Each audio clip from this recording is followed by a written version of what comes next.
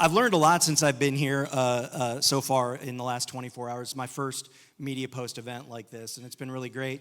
And one of the things I learned is if you're ever walking down the street in a dark alley, the person that you really want with you with an axe is probably Shannon back there from AT&T. A good backup would be Jared from Spark. You probably want him around too. But yeah, it was a lot of fun yesterday. I also learned yesterday about a lot of the challenges, in the roundtables and in the presentations that so many of you were so generous to share in.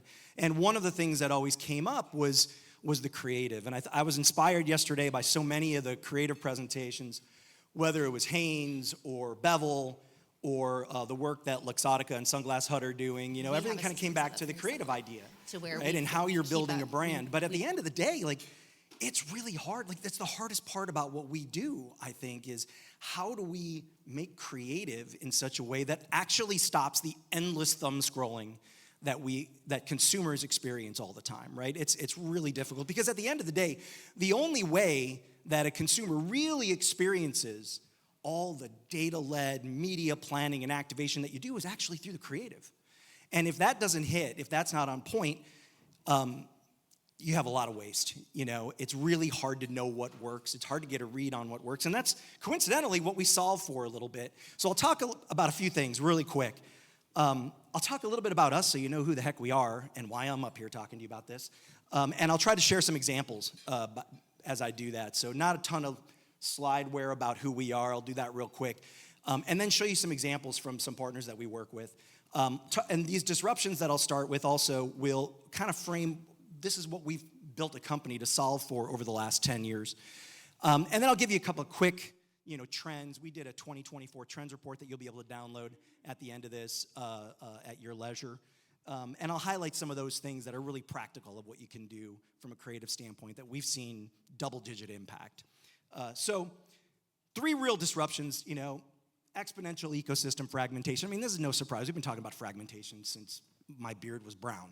But God, it's really gotten even more intense, right? The walls are getting higher, right? The way that, you might do something in Insta doesn't work the same way if you're gonna do it in TikTok, and that doesn't work the same way as if you're gonna do something even in Facebook, which doesn't work the same way as if you wanna try to do something in Snap. And then you got Pinterest. I mean, at the end of the day, the complexity is pretty insurmountable, right? And there's so much workflow and rigmarole around just managing that complexity that the second disruption here, I think, is critical. Creative is the most valuable performance lever. Study after study after study ends up showing that 70% of ad performance is driven by the creative.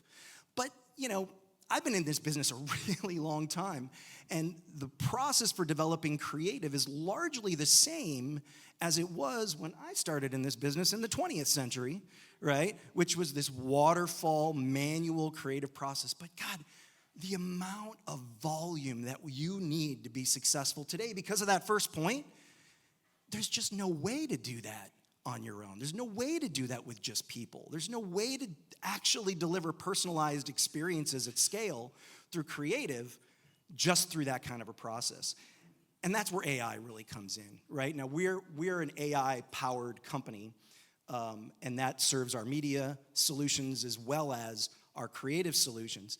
But this, as you all know, this isn't something that's coming. This is something that's here right now. And yeah, there are issues and ways, things that need to be solved in order for that to really, really be as infinitely valuable as I believe it's going to be. But there are things happening right now that I'll share with pretty significant companies where we're finding great ways to make generative AI something that impacts your bottom line today. So because of all this complexity, right, there's kind of a gap in the process. There's all the great creative thinking and the creative work you do. And then on this side, there's all the media where you've got to actually be able to deliver it, right? And we talked about that complexity, right? But, you have signal loss, You've got no visibility on the creative data to understand what the hell is working or not working. Optimizations are really slow. Turnaround times are lengthy. Workflows are manual. So this gap is actually what we fill, right? So we kind of unify all the work that you do on the creative, and we develop we sit right in the middle, and because we sit right in the middle, we bring media and creative closer together. We kind of put creative at the middle, right, and provide all of this tooling to be able to do kind of all available signals and real-time data, integrated workflows, performance data, feedback loops, creative and media collaboration, so that you can cut through all of that and actually deliver. And we do this on the open web, right, on top of CM360, where we provide a ton of amazing creative tooling for both YouTube as well as anything you would run on the Google stack, and also on the social web or the closed web, right, where you can go to our one platform to actually manage everything, all of your creative, all of your formats, all of the variations that you might need. So this is an example of a small slice of just the brand styling pillar of Nike that we do globally. And this was all done with Smartly technology, and gives a really interesting example of the kind of consistency and the brand governance and all of the great things that you need to do in every vehicle and in every channel. You know, for Uber, we've been working with them for 6 years globally. 331,000 creative assets that we launched just last year, 92,000 optimizations, all with custom triggers and ad rotation, bespoke solutions for all their different business unit needs across the board. Amazon, you know, some of you have heard of Amazon, I think, here. This is retail. This has been, you know, I think the big thing that jumps out here was really around the automated ad rotation and driving almost 80% higher click-through rate and order volume than their business as usual. Like, this was game-changing for them, right? And it all starts with having the ability to kind of do all of this creatively. So what are the trends that are really informing these best practices? I'll go quickly through these, and you guys you'll get all this, and you can download the trends report. You need more assets. Ad fatigue's real, right? You need a ton more assets, but you've got to be able to do it in a way that is expeditious. So that's where AI comes in. And AI, you know, I have a love-hate relationship with it in some ways, because I think in some ways we're developing more point solutions, just like we've had a lot of point solutions for a lot of different things, and it's really hard to knit all those things together. Well, I think, you know, the key to AI is making sure that it actually fits in your workflow, that you have some sort of an end-to-end workflow where you can really, really take advantage of it. Because if it's just going to be another series of point solutions, you're just going to create more workflow complexity.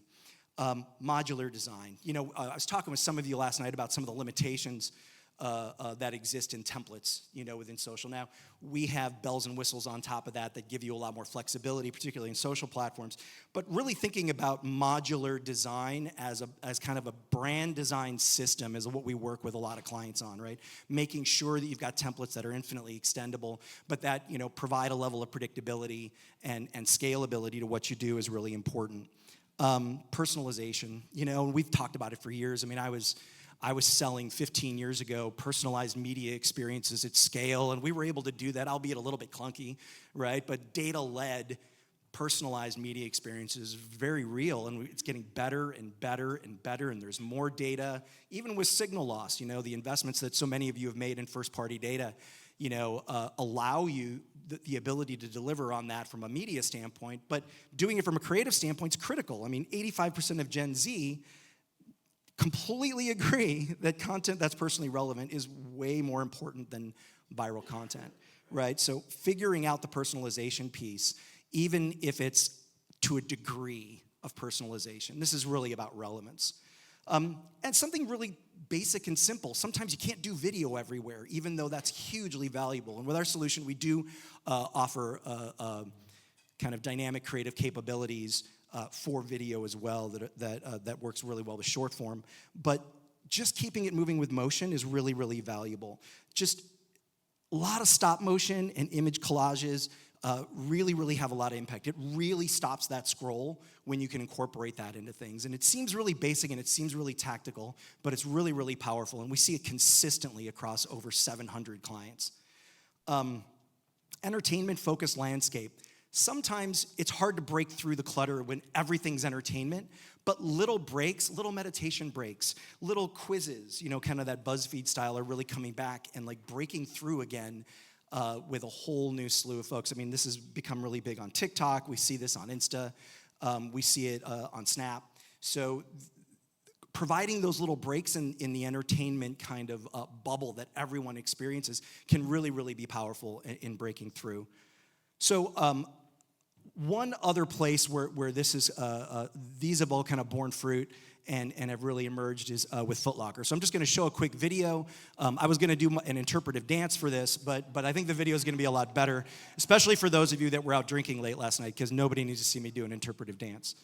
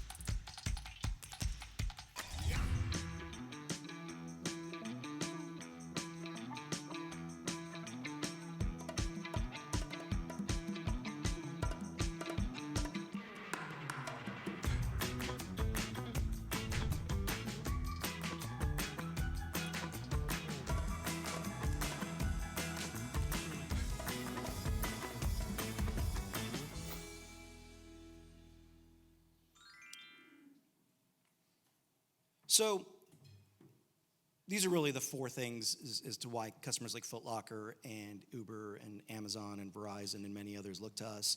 We have a completely unified platform, right, where you can plan, execute, measure, and optimize against your creative. You can build your creative and design your creative. It's comprehensive. It covers all the major platforms in social as well as the open web on top of Google. It's full funnel. We do a ton from a top of funnel standpoint with real-time reach and frequency, with predictive budget allocation across social media platforms. You get real cross-channel analytics in real time that you can optimize immediately, all the way down to conversion, right, and everything in between. The ability to connect the top of the funnel to the bottom of the funnel is really, really critical.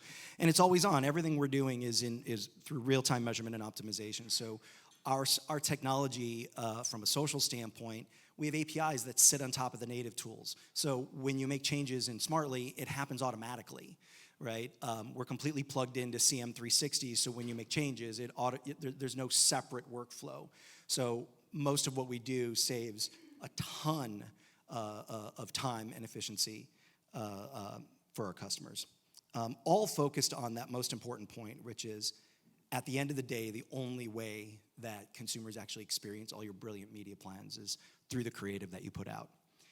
So you can download our trends report here. This is what we did for 2024. It's got some of the things I had in here in it. My colleague Zach Bick is here with me. We're both from Chicago.